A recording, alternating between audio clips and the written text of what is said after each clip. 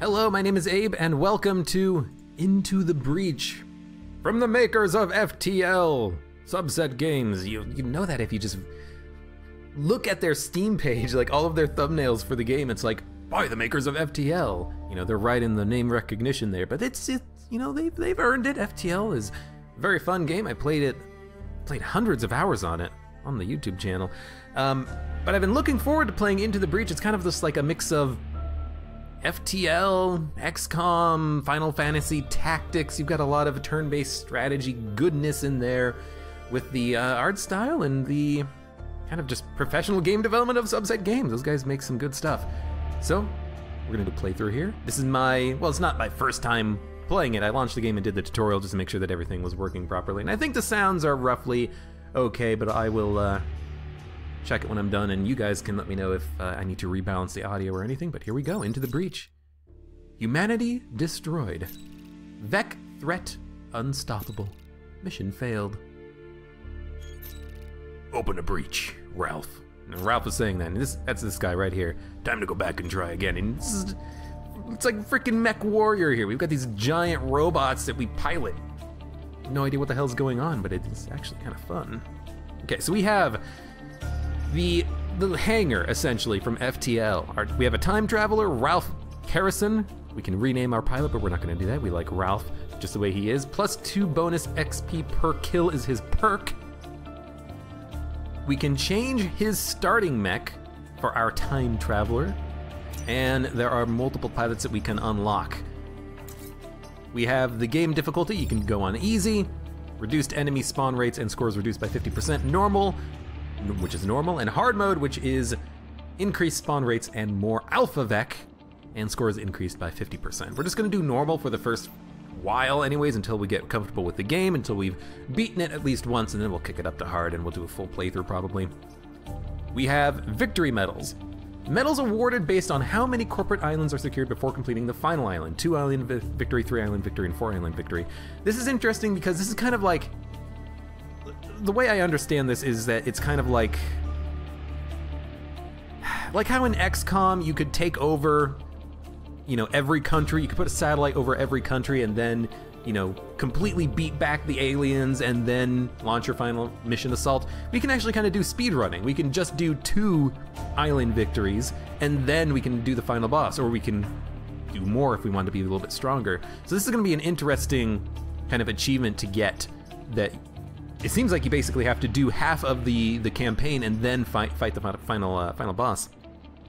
Kind of also how in Risk of Rain, you can loop multiple times, and as a result of looping, you can get stronger, or you can just go through the game, you know, and as soon as you get to like level 5, 6, or whatever, you go straight to the temple ship. Is it temple ship? No, it's temple. Well, if you go to the ship, you go to the final ending of the game. We have achievements. Watery Grave, drown 3 enemies in water in a single battle. Ramming speed, kill an enemy 5 or more tiles away with a dash punch. And it has the picture of our starting combat mech here, so I'm imagining that's gonna be like an upgrade or new weapon for him. And Island Secure, complete the first corporate islands. This is the gimme. This is the one that you have to get in order to complete the damn game, pretty much. We have 3 mechs to start with. This is, and the way I understand this is that the Rift Walkers here are kind of like your ship in FTL. We can unlock other combinations of mechs to start with. We can customize our squad, so we can probably just make like a custom squad, or we can use the built-in ones. We have achievements for, oh my god, we have a lot of achievements. We have standard achievements, we have squad-based achievements, like ship-based achievements in FTL. We got a lot of stuff to unlock and a lot of ways that we can kind of customize our experience here, but we're just gonna start the game immediately. And we'll get to what these mechs are and what they do in the game, because it gives us a nice little tutorial that we can use to familiarize ourselves with our combat mechs. No way in hell I'm letting the Vec take the islands this time. Well, you might if you failed in the past, which is the future. So we have 4 islands. This must be the 4 islands that we can complete before we do the final island, or the final boss, whatever the hell it is. But we have to do Archive Inc. This museum island recreates old Earth as it was before the oceans rose and nearly wiped out humanity. CEO, environment, and a threat scanner. So there's VEC enemies listed right there in the middle. Okay. This is bad news. VEC are overrunning our island, putting refugees and historical artifacts at risk. The good news is we have old Earth military artifacts that can help in the fight. Combat simulation. There is a combat simulation available to get new... Yes, we're going to do the tutorial. So this is the game board. Very much like Final Fantasy Tactics. It's a turn-based strategy game. Power grid. This is a power grid. Whenever a building is damaged, it will be reduced. If it is reduced to 0, you lose. So this is kind of like in FTL, your hull integrity. And I'm going to make a lot of FTL comparisons because in the Steam page on their store, the main thumbnail for the game says, by the makers of FTL. So I'm going to do some comparisons, you know? Enemy attacks. Every enemy attack is forewarned. Next turn, this one will attack the buildings. Hover over an enemy to see details about its attack. Combat mech. This is your combat mech. It can punch any adjacent tile in one of the 4 directions that are touching, not diagonally. Click on your mech and move it closer to the enemy and punch him. Okay. So we can mouse over this guy and we can see that he is a firefly in the bottom left corner. If I click on him, then I can move my mouse down here and see what's happening. Excuse me. We know that he is a firefly. He moves 0 movement points. I don't understand because he can move, I think. And his attack is going to be Accelerating Thorax. Launches a volatile mass of goo that does a damage of 1, and it's a ranged attack. You can tell because in the little picture down here, he's not in range of the mech, but he is launching an attack at it. Can I like make the UI bigger? Stretch scaling. Yeah, there we go. That makes it look a little bit better. Makes it easier to see probably on YouTube. Although it does kind of blur it a little bit, but it's actually fine. So it's a ranged attack that he does that deals 1 damage. I can also just hold Alt, and by holding Alt, I get kind of an additional overlay, or is it Control? Control! Holding Control gives me an additional overlay, and I can just mouse over things to see everything about them. So our combat mech has a movement of 3. He is massive. He can walk in water, but water will prevent shooting. I don't know if that prevents punching, but I assume so. And this guy, we can see he's a firefly. We can see what attack he's actually doing. And we can actually see, you know, what the... I guess you can just mouse over what the tiles are. The objective of the game is to keep your mechs alive, obviously, and also to keep the buildings alive. The buildings provide the power in the power grid. Percentage chance any building will resist damage. Okay. If the enemy damages a building, or if we accidentally cause damage to a building, our power grid will be reduced, and our overall HP for the island is essentially reduced. This is not HP on this map, this is HP for the entire island, as far as I understand it. Enemies do have an attack order. You can hold left alt to turn on that information. 1 enemy has an action, no enemies are on fire, no enemies are emerging. This guy has a 1 on him, that means he's attacking first in the turn, so that is actually important, very important. So we're just gonna move our unit over here. We can click on our weapon to use it. We can punch this guy. Yeah, I'll punch him. And, you know, if I look, you can see that this guy has a fist, and his fist is gonna punch the enemy. It's gonna do 2 damage to him, and it's gonna knock him back 1 tile. So we both do a lot of damage, and we do knock back to him. Now he has 3 HP. This firefly here, he's gonna survive, but it doesn't matter, because if I punch him and move him, he is still going to be attacking in this direction, but he'll hit the mountainside instead. So we punch him, we move him, we could punch him into the water and kill him, but we have saved him from hitting the civilian buildings, and now he's just gonna hit a mountain tile. We could make him, you know, hit one of his own friendly units if we pushed him into, you know, into where another enemy is gonna be, but right now he is just going to hang out there and hit a mountain for no reason. So attacks can push, they can damage, or they can push and damage. If there's a number on them, then that means it's going to do damage, and if there's an arrow, that means it's going to push them. Cause multiple effects on a single tile. Okay, I wonder if we can eventually push multiple spaces, or if you only ever get 1 knockback of push on an attack. I have no idea. Let's find out. We have nothing else to do, so we're going to end our turn. So he's gonna shoot the rock. You stupid bug. And there is a freaking praying mantis over here that's gonna attack one of our buildings that's threatened. Oh no, what are we gonna do? Well, we have another unit here. This is our tank. It shoots a projectile that travels in a straight line until it hits another object. So if we, no, control, no, And since I'm not actually using the attack, it's not actually showing it when I control overlay, but I can just click on the unit and come down here and you can see what it does. We launch a single bullet projectile that does 1 point of damage, so not a lot, but it does push an enemy in the direction of the blast. So what we can do here is we can, I mean, this guy has 1 HP anyways, we can kill him, but even if we couldn't kill him, we could just move our tank here and then shoot him to knock him off of his attack of the buildings, and he would just hit the mountain again. But he's actually just dead because he only has 1 HP. We can only fire in the direction of the orange tiles. Usually it just means you can fire, you know, in the cardinal directions, essentially. So he's dead, and we knocked him back, but it didn't end up mattering. And this guy still has 1 HP, but I mean, we're just gonna punch him. Now, I mean, you can undo move as well. If I stood here and then punched him into the building, the knockback would cause him to damage the building because his corpse flies into it. We don't want to do that. We just want to kill him. So, turn is over. And we have multiple enemies spawning. What's that shadow? This looks bad. And I am threatened. Oh no, what are we gonna do? Well, we have artillery weapons, which shoot over obstacles, but they cannot shoot adjacent tiles. The artillery mech's weapon will only damage units on the center tile, while units on adjacent tiles are pushed. So if I look at this guy's weapon, we get the same information.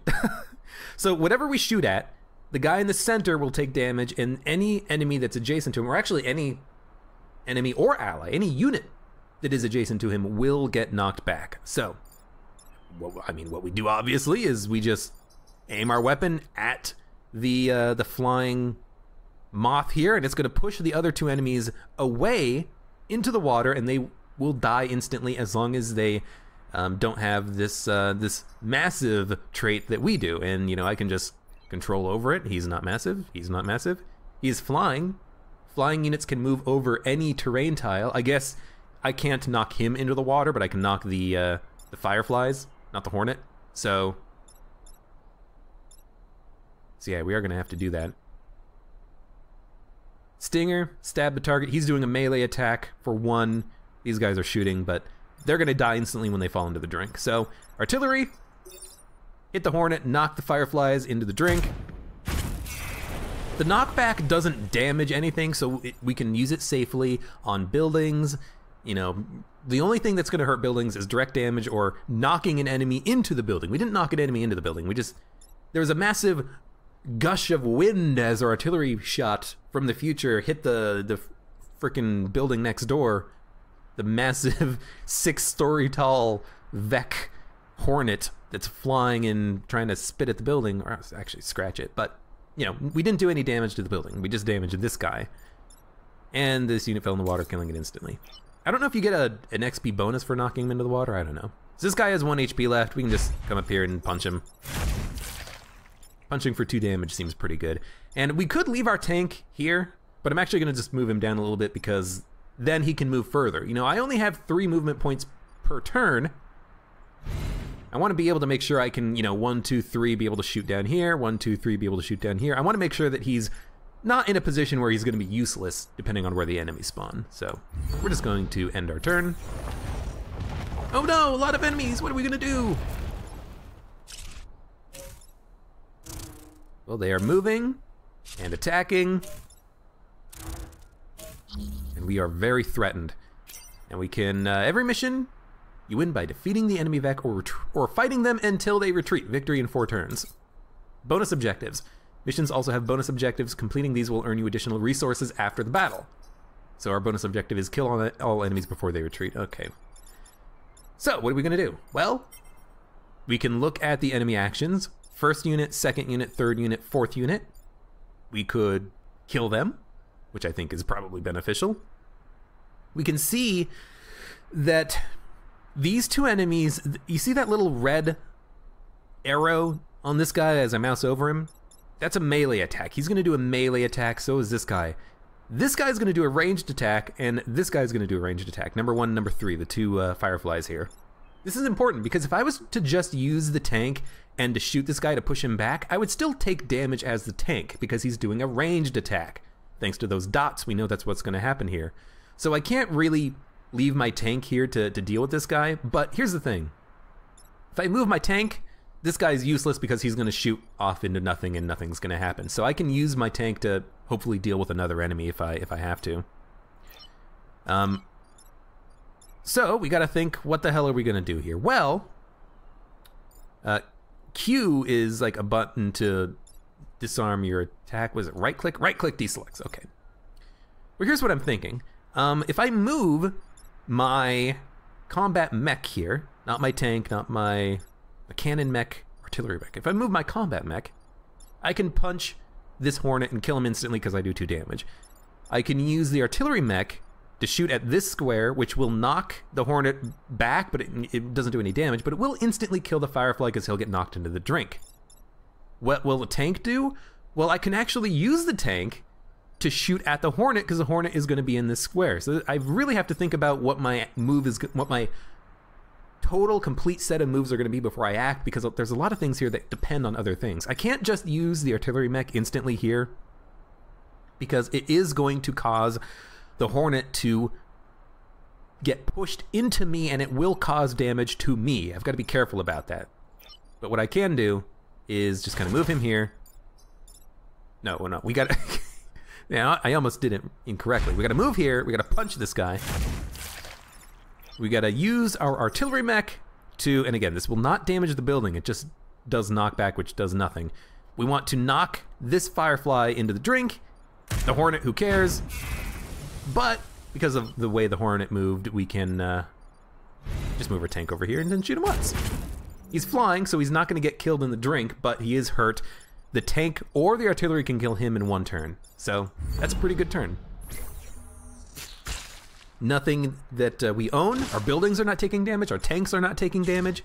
Or I should say our mechs. And we have a couple of easy kills. Like, I'm just gonna kill you. I don't want to punch him, because again, if I punch the Hornet, he's gonna fall into the civilian buildings and hurt them. And this Firefly, oh no, I can't damage him. I can't, do enough damage to kill him. Well, I can just knock him into the pit. Goodbye.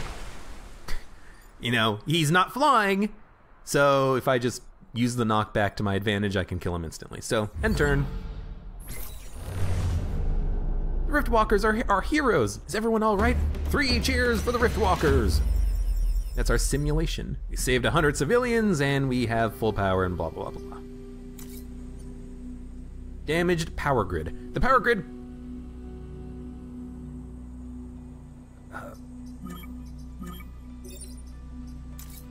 there we go. Damaged power grid.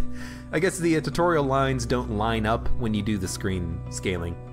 The power grid connects every corporate island. Any damage it takes in missions will persist. On this island. Oh no, on every island. Okay, so this is global power grid. The VEC caused damage before you arrived, but there will be opportunities to restore it. Mission rewards. Every mission has different potential rewards for completing objectives. Bonus objectives. You won't be able to do every objective on the island, so choose carefully. We can get power cores to upgrade mechs, grid power to restore your power grid. If your power grid reaches 0, you lose. And corp reputation, used to purchase items once the island is secure. Right there. Stars, so we got corp reputation, power cores, and then grid power as rewards. Missions with more rewards will have additional dangers. Okay. And this is basically the limit of my experience with the game. I did the tutorial once just to kind of check things, and what the hell is this? Tidal waves. I can't get any extra information on that. End battle with less than 4 mech damage. Protect the coal plant. Corporate HQ. No mech. No VEC. VEC mech. Look, one's good, one's bad. No VEC detected. We have our artillery mechs. What is that? What? Can I look at this? Health. Okay, so that's health. 3 bars. Movement. Not movement speed, but just movement, 3 bars. This is how we can upgrade ourselves. We can do additional damage with the primary cannon here. We can have a secondary weapon, but we do not have any secondary weapons. We can get equipment. I guess this is kind of where the random salvage from FTL comes into play. We could get random items and then give them to our tanks. Our pilots will gain skills eventually. We can install reactor power nodes, and oh, I see. So again, kind of, I hate having to say this, but kind of like FTL, each mech is like a little ship that has a reactor, and then we can assign the reactor power to the mech as we want. You know, if we want more health for a mission, we can activate more health. If we want more damage for a mission, we can activate more damage. If we decide on that we don't like one of the upgrades, we can just move it around to something else. And then we can test mech loadouts with the virtual simulator. Oh, that's really kind of handy and cool. We got the Titan Fist. Oh, and that's the Titan Fist dash. That's what we need for the achievement. Charge any distance before punching the target. That seems extremely good. That actually seems extremely good because you oftentimes can't get into position because you're doing melee so often. And you can kind of get that instead of getting the movement upgrade, and it kind of works. Okay. Buildings immune. Oh, that's really neat. If you shoot a building, it won't damage them. So what you can do is hit a building and it will knock enemies that are trying to do like melee damage away. That's kind of neat. That's kind of neat. Although, you know, if you just plan your turns accordingly, maybe you can, you know, make it work without it. I can depower the weapon in order to give myself more health. I could just make a tank that is just a tank.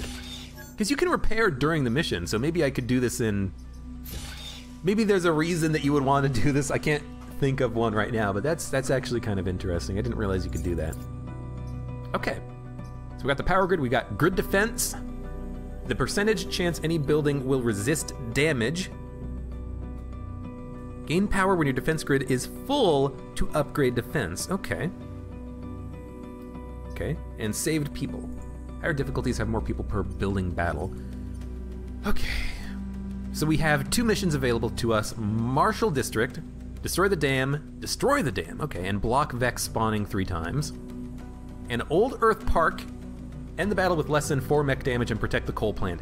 I kind of want to see what this is just from the tidal waves, but I also don't know if I click on it if I'm forced to do the mission, so I kind of just want to click on it to see if I get like an overview of what the mission is. Yes. Okay. An offshore volcano is causing tidal waves along the coast and may help wash away the Vex threatening the area. I have to the map will gradually be flooded in water. I have to wonder if this is good for me because my mechs never take damage from water, like they won't die instantly, but they will prevent me from firing, but I can always just move on my turn and then shoot again. So this actually might be super beneficial, I don't know. We'll get power and we'll get corporate reputation from doing this mission. So here we go. I like that like everything can be moused over and giving you extra information. That's kind of handy. And I love the like no loading times at all. This mission has a special effect that will happen every turn. Mouse over the environment icon to get more information. Marked tiles will turn to water at the start of the enemy turn. So if I push enemies into the water tiles that are spawning, they will die instantly, or at least these guys will because they do not have flying. Oh, and this tells me exactly what the attack order is going to be. The environment first, then the enemy actions, and then at the end of the turn, enemies emerge. Okay. So this is a scorpion who has a stinging spinneret attack. Webs the target, preparing to stab it. I'm assuming that means that I can't move. That seems horrifying. What's also interesting is that I can position my units as I start here. So, I mean, I want my mech to be up close and personal. I want my tank to kind of be off to the side a little bit. Maybe here. Because if if an enemy is walking up here to attack the building, I can just shoot him and push him back a little bit. And if an enemy is attacking this building, I can move here and shoot him away from it. So I kind of feel like starting here is okay. And I think I want the artillery to be here. The artillery has such good movement that this seems nice, but if he gets webbed, it's actually going to be pretty annoying because I can't knock the scorpion off of him. Like if the scorpion moves here to this square, I can't knock him off of him. Anything I do is going to push him into the building or into my mech itself. So I think positioning the artillery mech here is in my best interest. Although I could just also position him here and then he cannot get webbed. So let's do that. And we can move around additionally if we want, but I'm just going to confirm. Will the enemy move? That's my question. Oh, that's just turn start right there. Okay. It's garbage day. And an enemy's gonna spawn there, there, and there.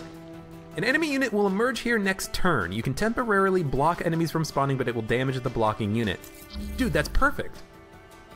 If I punch the scorpion, he will land there, take damage next turn, and then die because he has 3 HP.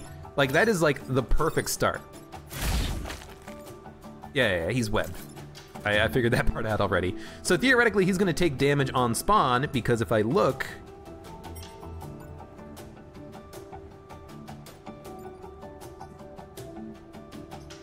he's not, he doesn't have a range attack, right? It's a melee attack, but he's also not going to move. He's going to attack. Right, okay, so fire damage first, environment second, enemy attacks third, enemies emerge fourth, and then that's the end of the turn, and at the beginning of the next turn, they move and begin their attacks, I think. Okay, I think we got this, So what do we want to do? We want to...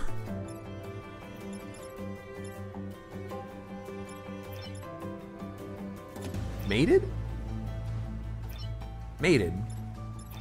I have no idea what that means. Sure. Omar, oh, that's his name. Okay. I was like, what is he mated to? But no, it's Matteo. Matteo. Everyone has names. Omar, and then we've got Ralph. Ralph Carrison. Carlson, not Carrison. So Omar, our tank, I think he's gonna move here and then shoot this firefly. It's gonna prevent him from damaging the building. Oh ho ho, but we'll still get hurt from our artillery mech in the back. No, what I plan to do is, see, I was thinking if I put the artillery mech, if I shoot here, it will knock this firefly down one, and he will attack the other firefly, and he'll take 1 more point of damage. But then it's also gonna push this, what is he, a scorpion? Yeah, it'll push the scorpion back into its original position, and then I will take damage. I don't want to do that. So what I'm probably gonna do instead is knock the scorpion back into the Vex spawn here, and then see what happens. You know, because he'll take damage if he's on... Oh, yeah, I can't do that. I guess I'm just gonna shoot something. It's an interesting turn, but I don't really have a good move for the walker here. What is he? Artillery, for the artillery here. But I think this has to happen. Don't shoot my building. But then what the hell? I guess I could just kill him, but I want to see what happens when, you know, an enemy tries to spawn. I guess I could move back and then shoot this guy? Oh, you know what I could do? I could move into this corner, shoot the mountain, damage the mountain, but then that will also cause him to get knocked back into the Vex spawn, and then the Vex won't spawn on that square next turn. He'll live with 1 HP, but I can kill him with 1 HP. Actually, no, he's gonna die because he's gonna get shot at the same time. Oh, this is too good. This is too good. You're gonna move there. You're gonna shoot the mountain. It's gonna push the firefly into the spawner. He'll take 1 more point of damage. He's gonna get shot. He'll take another point of damage and die. And this guy will also die because of the spawn. Oh, this is too perfect. This is too perfect.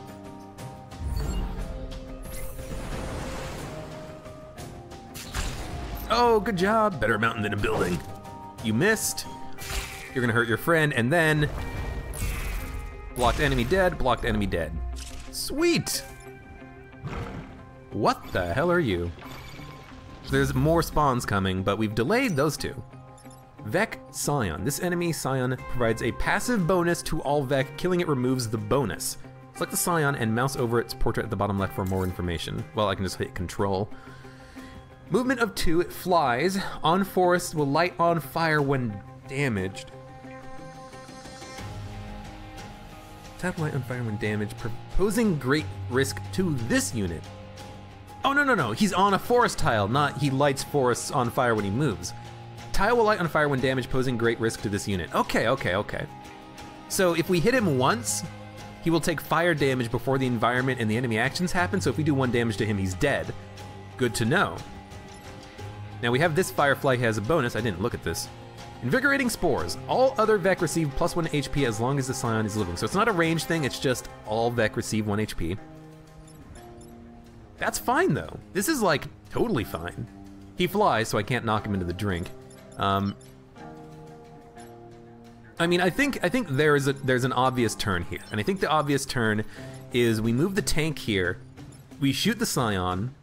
It will knock him back, and the forest will no longer damage him on the next turn, but he will be on top of a spawning area, and he will die as soon as the enemy spawns. So I think that's what we want. And then I think with this guy, we just punch him with our tank to do damage to him. And then honestly, I think we use our artillery to shoot him, and it will knock our combat mech back, but that's not bad because it kind of puts us in a position where we have a little bit more range on our enemies. Yeah, we do 1 extra point of damage to him, and he might actually die when the enemies spawn, too, because he will be blocking a spawn. So, like, this is a good turn, I think. Also, we can move units through our friendly units, so that's actually really good to know so that we can make sure that we're not blocking ourselves in. I can't move through an enemy, but what I can do is I can move through a friendly. So if I move my combat mech here, I can move my tank where the combat mech is standing, because that's exactly what I want to have happen here. So, combat mech moves here and punches the Firefly, does 2 damage. I assume he will also... See, here's what I'm not sure about. If this guy has 1 HP and the Scion dies, will he die? Because, like, the Vex spawning doesn't have an order. So if he dies and he goes down to 1 HP, he will die when... If the Scion dies and the Firefly goes down to 1 HP, the Firefly will die because of the spawn. But if the Firefly takes 1 point of damage, will the Firefly die when the Scion dies? I don't know. It doesn't matter because he's not hitting a building. We're not counting on that for our damage, but it is something to keep in mind. If a unit stands on fire, it will ignite and take damage every turn. At the beginning of the turn, but nothing is standing on it because we knocked him off of it. That's fine though. So we're gonna move our artillery mech over. We're just gonna shoot this guy once, and hopefully they'll both die. And actually, yeah, hopefully we figure out if he dies when the Scion dies first. That's what I really want to have happen here. Buildings are fine, good. You're dead. You're dead.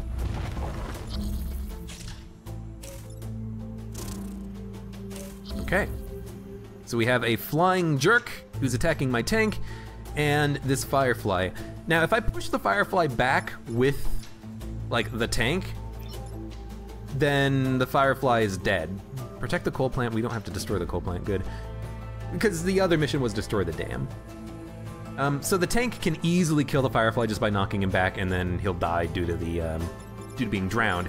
The flying bug here, we have to take out though, because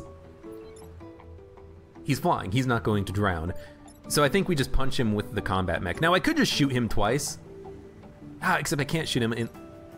I can't shoot him because if I shoot him, he'll get knocked into the building. I could move the tank here, shoot the Hornet, move... No, that doesn't work. See, the problem I'm trying to figure out here is units cannot attack in water. Most non-flying enemies die in water. See, what I'm thinking is I can't hit the Hornet and not damage a building. You know, if I move my tank here and I shoot the Hornet with the artillery, or the Hornet's going to be here, I can't actually hit him there. So I think what we have to do is we just have to punch him. Like, we have to punch the Hornet. It's an instant kill. And then I think we just say, you know, good job. Actually, we can kill him on this turn. He's the last enemy too, but we can actually kill him on this turn. Which I kind of want to do. You know what? No, let's kill him from environment damage, from special effect damage. I know I have an action available, but like I could just shoot the ground now, but I would hurt the building. But if I moved first, then knocked him back, then used the tank to knock him out, then it would have been fine. But regardless, we did it. We got power grid restored, and we have 1 core reputation. We have +9, +6, and +4 XP due to kills or damage or something. Mother Nature comes to our defense. Good thing the structures in the area were prepared for flooding. Thank you, Riftwalkers. And we secured the Old Earth Park region. Okay. Destruction of the dam in this region is a necessary evil. It will create a natural barrier between us and the burrowing Vec. I see, so I'm imagining it will create just like 2 lines of water that come down. It doesn't show me any information about the destroy the dam. It shows me information about the Hob reputation.